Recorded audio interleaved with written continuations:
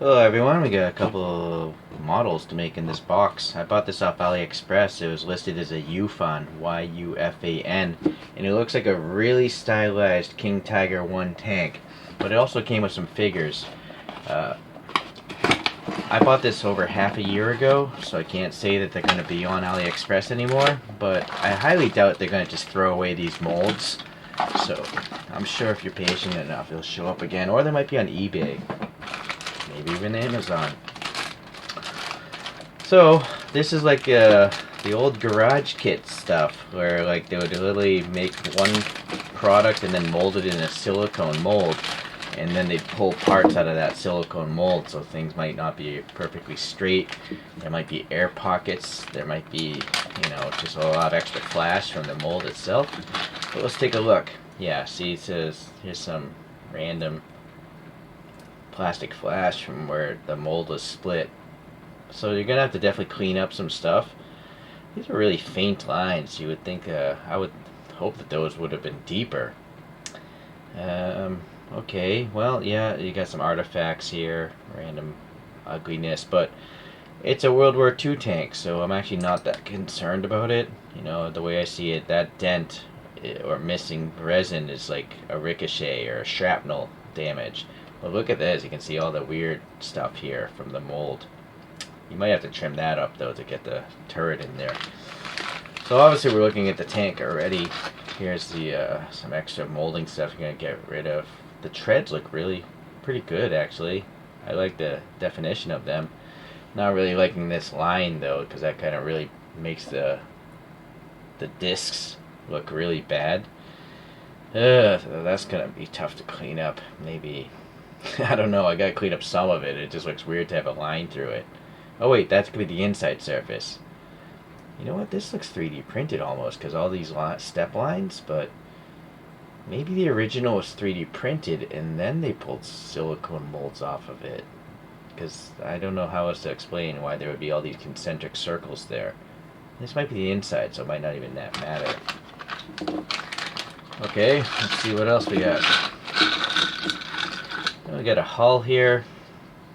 Um, Yeah, so you have to glue this in place, of course. Tanks like that. All right, I can't just put it together. Unfortunately, that peg doesn't go in very far. Top of the tank. This kind of looks very muted. It looks very soft compared to the other parts so far. Like all the edges are rounded off. So that's not the greatest. It's also obviously not flat. Back of the turret. Oh, I see. So that recess doesn't matter because this is going to cover it up. Yeah, here it is. Yufan model. Okay. I don't see any indication of... Oh, yeah. Maybe these are 3D printing step lines here. These... I don't know if you can see it, but I can see it. Here's the turret. I think it would just been easier if they 3D print this stuff. Why even make a mold? Just skip the whole mold process entirely and 3D print these. They would be perfect, right? Instead of all, well, even 3D printing bend stuff. I suppose it's because you would have all these support structure nubs if it was just 3D printed. A lot of detail parts there. Okay, so it's definitely going to require some work, and this probably has like a mold release on it, so you got to soak it in some like dishwashing soap or something to get rid of. Maybe brush it with a toothbrush too. Alright, so then we have different characters. I'm not going to open all these up. You're going to want, if you really want, you can watch me build these things, but I'm going to basically build all these characters at once so I don't have to paint them all at separate times. I think they're all German cartooned characters, so they should generally be using the same color paints. But, yeah, here's a face of the guy with an eye patch, but a really small body. This must be the tank commander, actually, just because the color is different from these other characters.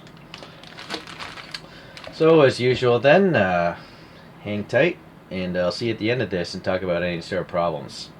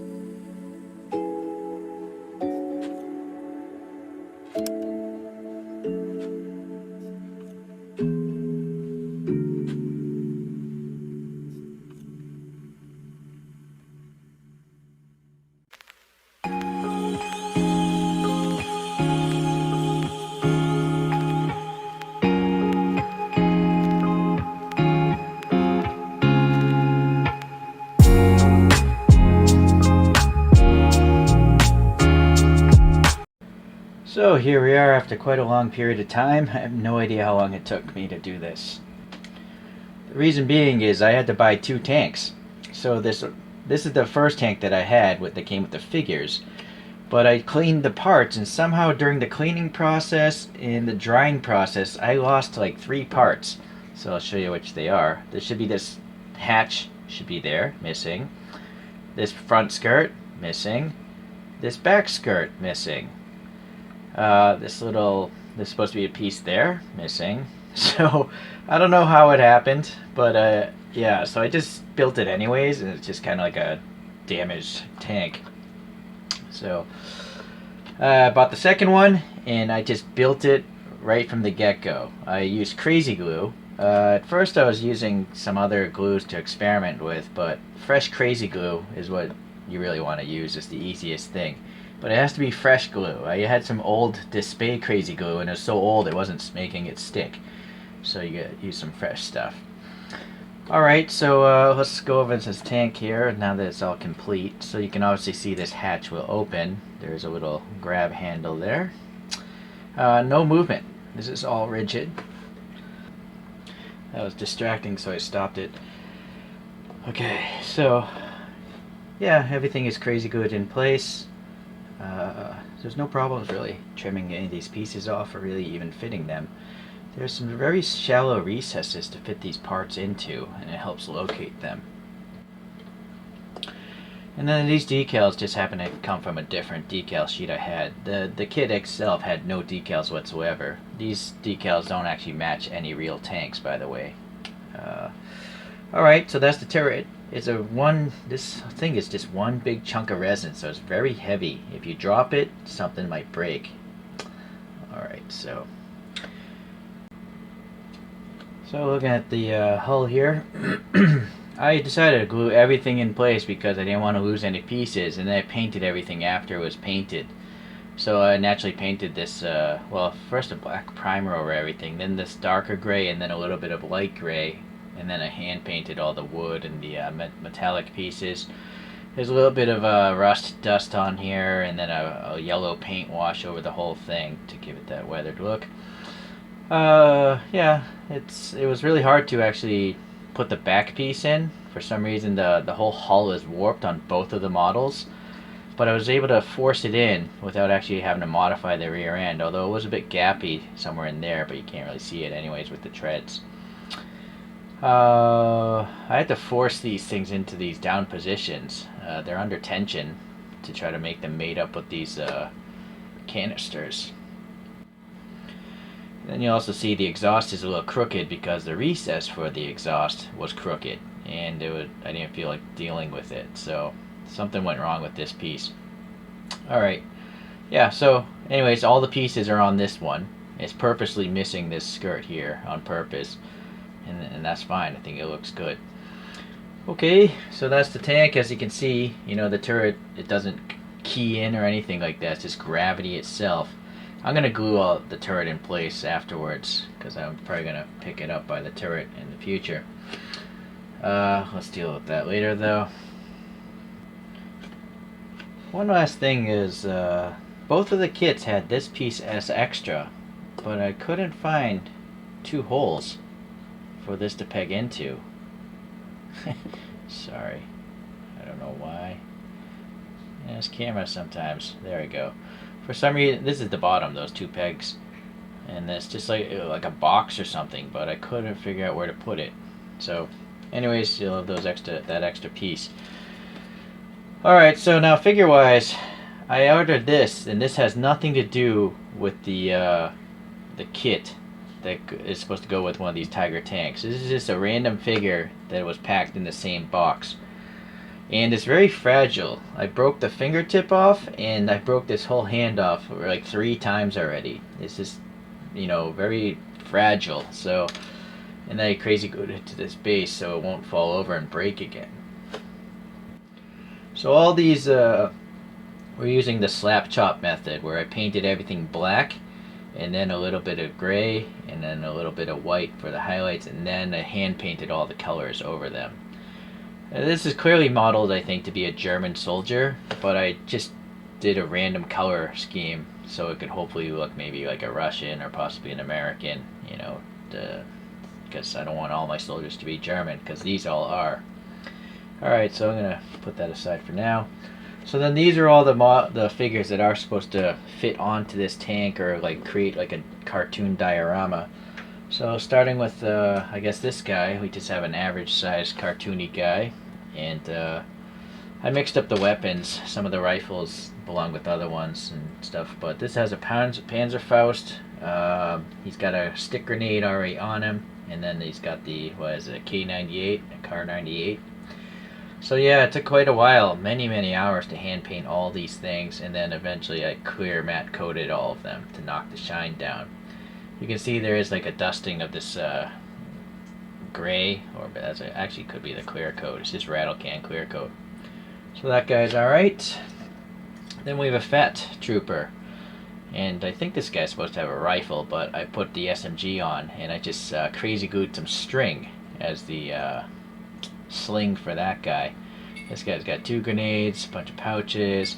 They all have these canteens, shovels, maybe that's a food thing, mess kit, bag, this whatever, sleeping mat. So you can pick and choose. I had some leftover ones actually, because I didn't feel like having them all totally kitted out. This guy is walking on both feet. There's no flat foot position, as you can see. If I laid that foot down, he'd be leaning back. If I laid this foot down, he'd be leaning very far forward. So this guy you kind of have to glue to a base, I think, or he'll just never stand. So then this guy has a radio, which will actually talk to the commander of the tank. So he's got just some loose headsets here. He's got this handheld radio thing, the K98, and then he's got the radio box, and I broke off the antenna already. Yeah, hand painted everything again. A little extra different green there. Alright, so these uniforms aren't 100% accurate. I just want to have some variation in my figures. Like, I don't think they would have a green helmet with a gray outfit. This guy is supposed to sit on top of the turret of the tank, and he's got an SMG. He's drinking out of his water canteen. And then you'll notice all these guys have like the Iron Cross. I don't know what that badge is. There's a Eagle badge there, and some sort of a Lapalaise, I think they're called. And there's also, well, this guy's the one guy that doesn't have a ranking thing, but he does have a V here. Maybe he's a commander or something. I don't know. But there's the Eagle as well. So I put a shovel, an ammo pack, all that stuff. Right. So that guy's gonna sit later. This is another guy that's supposed to sit on top of the turret, and I think he's supposed to have the rifle. But you see, this guy has like a Roman numeral number 1. It looks like on this one, and you can see the insignia all molded, and they're raised nicely, so you can paint them easy because they're raised. Alright, so a lot of weathering, a lot of paint, and this guy's smoking a cigarette. And then finally the commander, who has no lower torso, he's just supposed to go into that hatch. He's got the other radio, so I did crazy glue the headset on and the hand microphone, and he's got the actual like junction box for this thing, although these don't go up to the headset. And then you can really see the badging on this character, right? An eagle and a cross. This may be, I don't know, a commander or something. I also put a pistol thing on him. So you'll notice I didn't paint the eyes other than white. I didn't put any pupils in because I find that impossible to do without trying 60 million times. Let's go back to this guy, because you can see here on the collar, I think this is a Roman numeral 2, 2. So they have some rankings, although I know nothing about German rankings, so. Alright, so I did glue this in place, although I'm a little skeptical. This base was so warped. The crazy glue is only in a few spots. I'm afraid if I always lift it like this, if it drops, these things are going to break off for sure. But for the video, this one's just pointing straight, and I'm going to get some poster putty. So, first we got to get the commander into this hatch. I Probably should have painted the bottom side gray as well. And so I got some Uhu Potafix Pro. And so that should be plenty strong. Let's have this guy just face directly forward. Actually, you'd want to maybe crazy glue this guy in place if you don't want to have the thing falling apart. But the way I figure, if I ever sell this, I can remove that guy from here. I think this will all be strong enough to survive shipping. Alright, so that's the first part. And the image showed this guy on the left. Hopefully that's enough poster putty for his butt.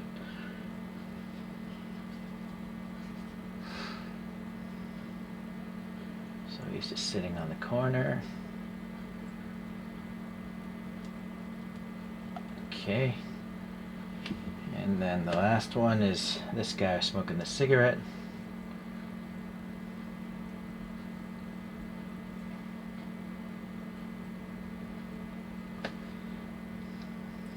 Let's see if we can. It's really tight. I mean, this tank is really small considering what's supposed to be hanging out on it. Very, very cartoony. Alright, so that looks alright. That's the way the Yufan advertisement had it shown. So, two guys catching a ride and the commander talking to the guy on the ground with the radio. So this guy here, scouting things out. This guy, some infantry support. Fat guy up front.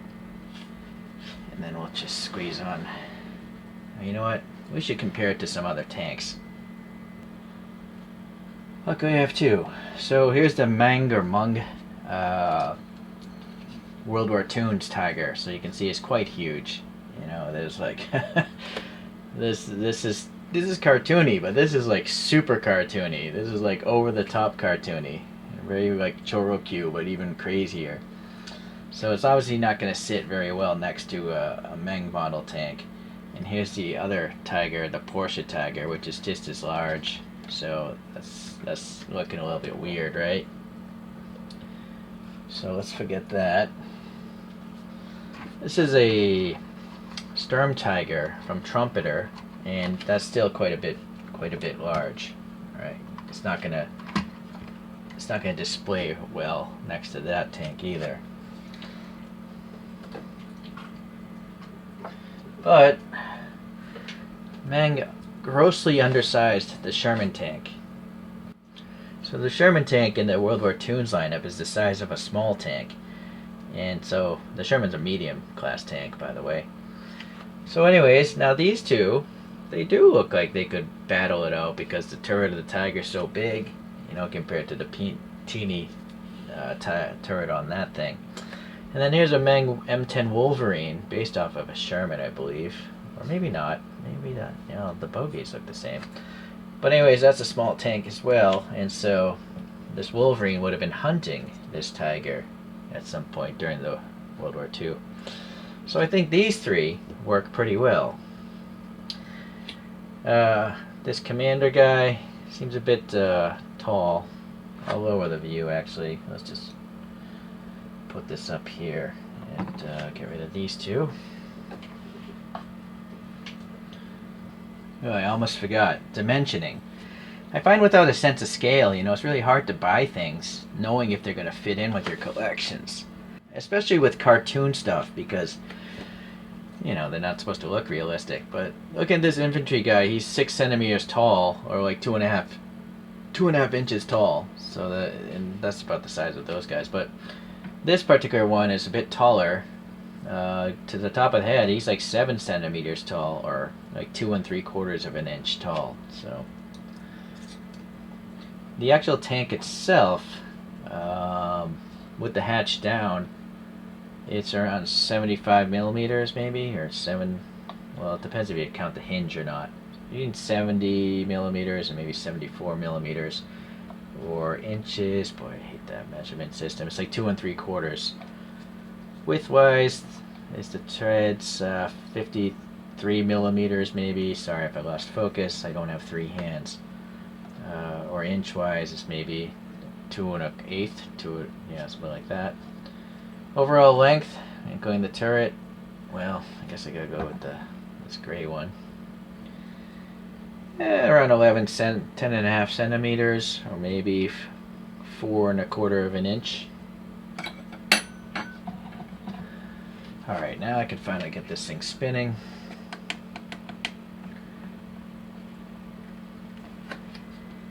None of these coasters are smooth, by the way. These electric coasters, I've bought them all, it seems. And things are literally rocking. I don't know if it's designed to carry this much weight. I did a video on this. This is a mosaic tile that you would put into like a bathroom and some grout. But it works pretty well for like a cobblestone road. Okay, well, I gotta say, that is a really cartoony looking thing. You know, these are less important, so let's just... Yeah, so if you want to have a really cartoony diorama of what I think is the greatest tank of World War II, maybe not the greatest team of World War II, but tank-wise, I really like the Tiger 1 tank.